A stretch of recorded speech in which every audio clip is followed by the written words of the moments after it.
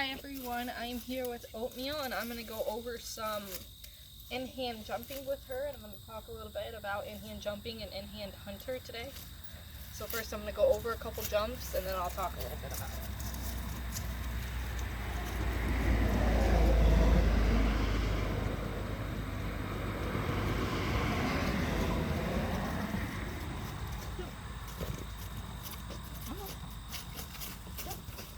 Good girl. So this is the first time that Oatmeal is jumping with a saddle on. Now this is just to expose her to different things. So she is going to act a little weird today. To be honest, she usually jumps pretty good. So this second jump right here is going to be an in-hand hunter jump with the pool noodles hanging on the thing, on the pole. The first jump is just an in-hand jumping jump, I guess you could say. It has nothing but the pole riding across. So the difference between in-hand jumping and in-hand hunter is that in-hand jumping is just the horse jumping over poles and you running beside the horse. Sorry, I'm really out of shape.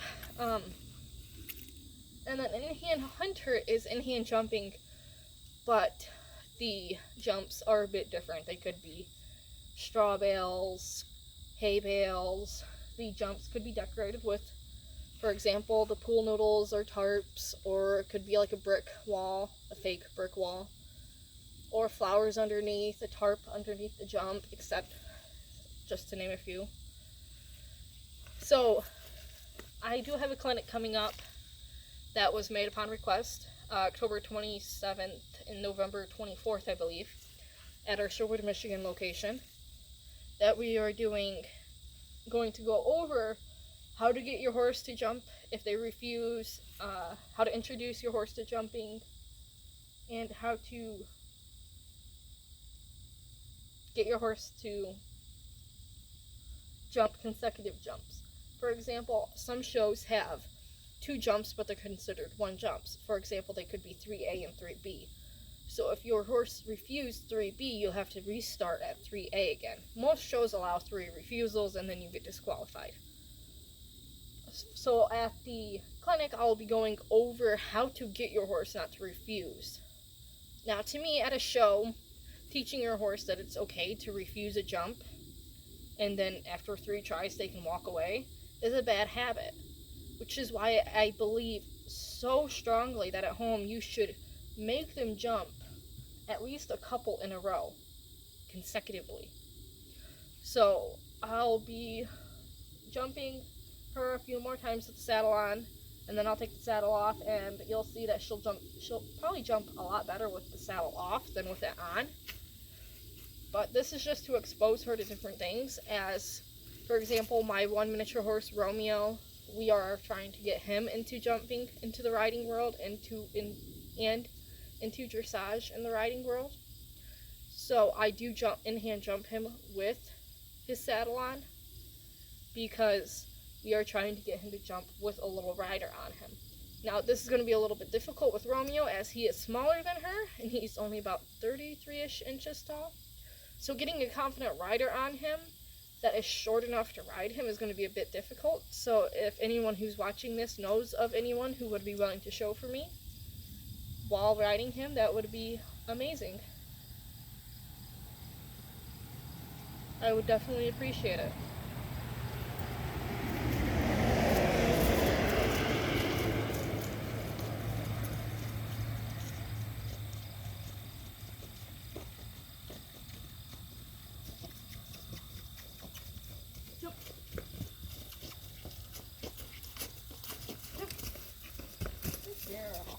As you can see, she is having quite a bit of trouble continuing to trot, and that is also on me too. So when your horse refuses a jump, you have to remember, did I get too far ahead of the horse? Did I get too far behind? Am I lagging? Do I have enough room between the horse and me? So if you're holding right up next to the head, the probability of the horse jumping is extremely slim.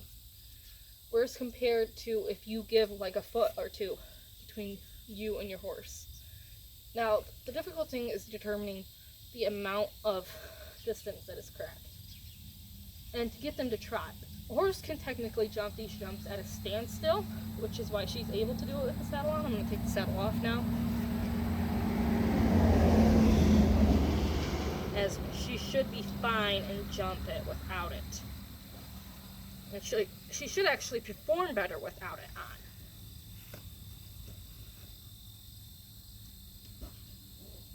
So I'm going to take the saddle off and I'm going to set it aside.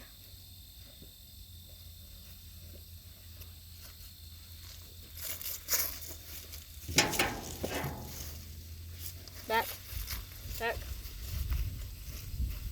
And then I'm going to retry the jumps with her. So when watching this, try to remember what I could improve on too. So as I'm doing this, I know that I have a bad habit of looking back. When you're in hand jumping, try to remember to look forward at all times. And when you're in hand jumping, remember to try to keep them to trotting. Keep them even at a consistent pace throughout the entire course. Now this is only 2 jumps, as I got to be careful of my camera view. I'm hoping to get a drone one day, but we will see if that is a plausible wish. Anywho, so if you start out cantering, try to remain cantering throughout the thing. I don't recommend it, as it can get really tough and really hard on you, and as you can tell, me doing 2 jumps exhausts me, let alone if I tried cantering her throughout it.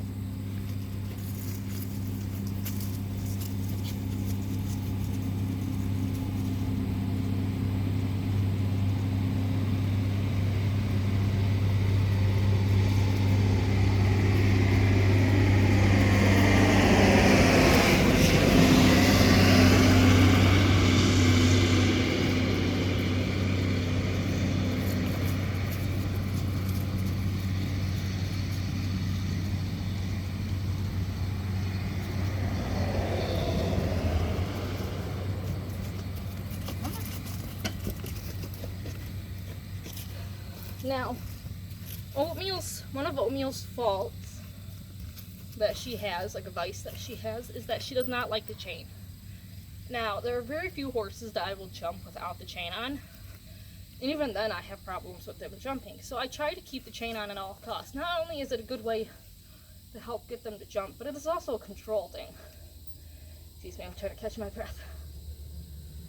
So when you're trying to jump, if a horse spooks at an obstacle or at a jump, it is easier to remain control when you have the chain. Now I usually put it under the chin, over the nose, as it helps control the horse better. It's honestly a preference on you and what your horse best responds to.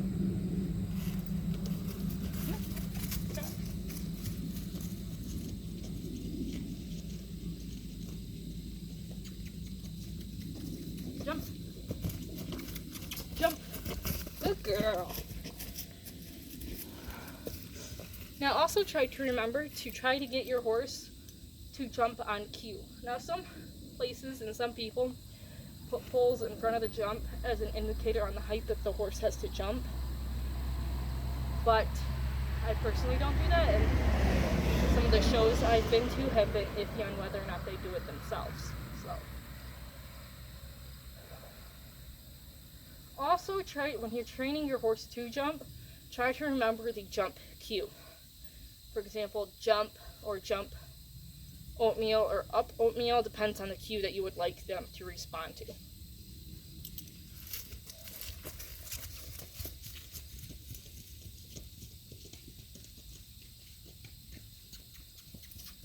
Jump. Jump. Good girl. As you can see that I have yet again done the bad fall and looked behind. You're technically not supposed to. You're supposed to keep your eyes forward at all times, which is a thing that I have been working on for years and have yet to break. I'm going to do it a couple more times and then I'm going to go over a couple more things.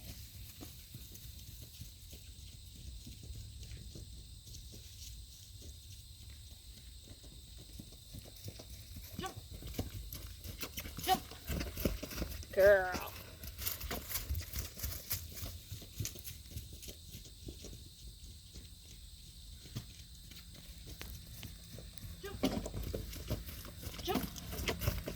Now, I'm actually going to do that 2 more times. Now, the reason I say 2 is that I want consistent, perfect jumps almost. She knocked over the first jump for the first time today, which isn't necessarily a bad thing, but I want to teach her to have the perfection of jumping. Now, perfection isn't really a possible thing, but I would like the closest thing to it as possible. Back up.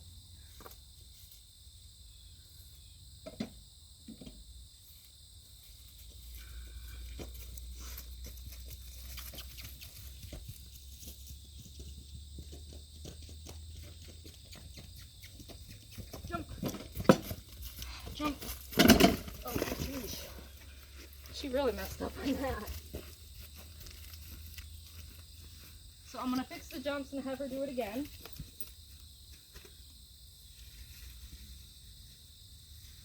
I'm going to actually have to fix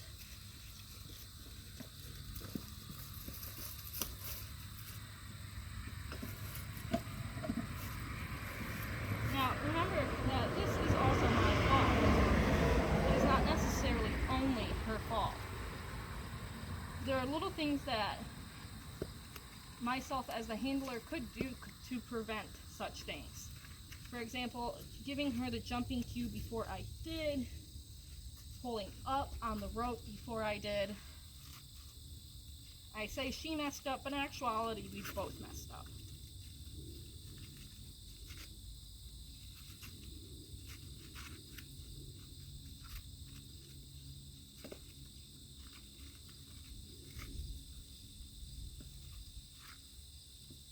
Now, it could be also that she's tired.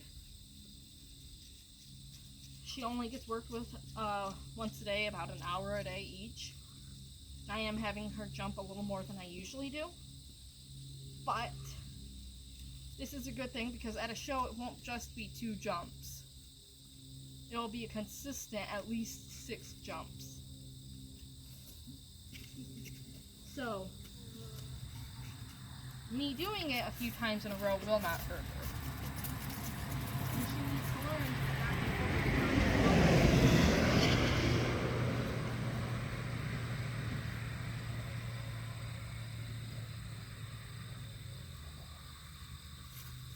So I'm going to see if I can get 2 consecutive sets of jumps before I finish it off for today and just talk a little bit about the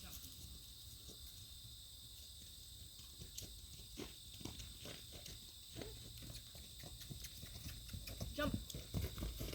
Jump. Good girl. So 1 more set. Hopefully she'll end it off on a good note. I love ending things off on a good note.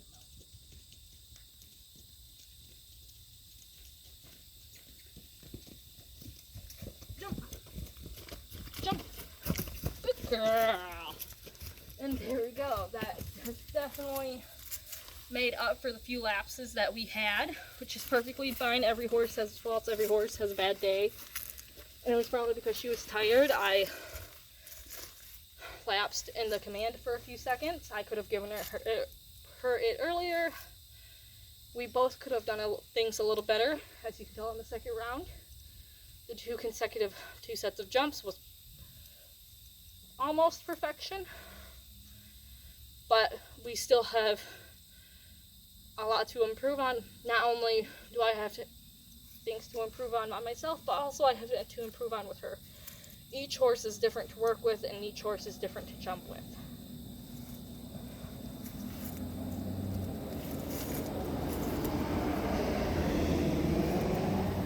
So, I had a couple people ask about the clinics. I'm out of Sherwood, Michigan. I offer driving, trail, jumping. I believe that is it. I'm probably missing a few right now.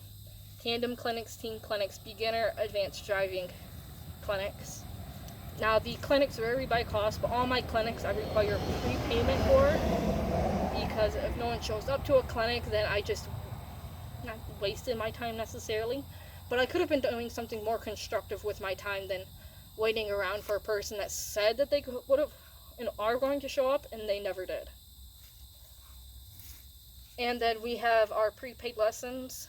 I typically offer half off for all my prepaid lessons for everyone who wants to prepay for our lessons. And then there are group lesson rates.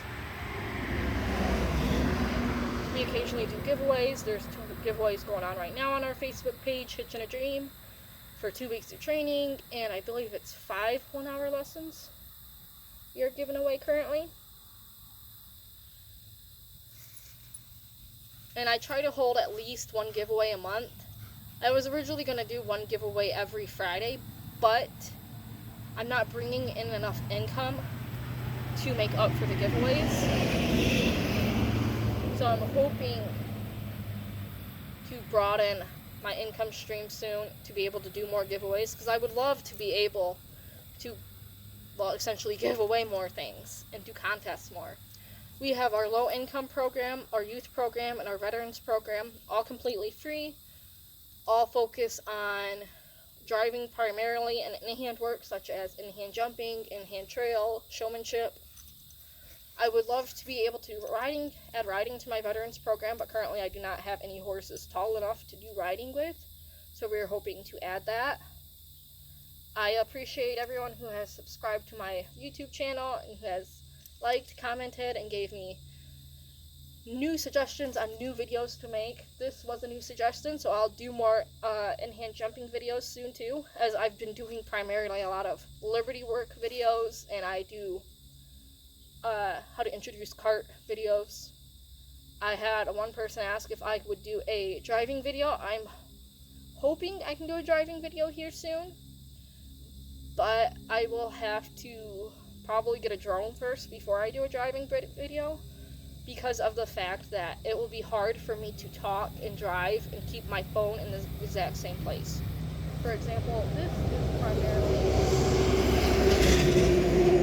within about 30 feet of my phone at all times, whereas if I'm driving, I'm going to go at least 100 feet away from my phone. It'll be hard to hear me talk about what I'm driving, what I'm trying to improve on, and what I'm doing with the horse to improve not only his driving skills, but my driving skills as well. Thank you again. I greatly appreciate it.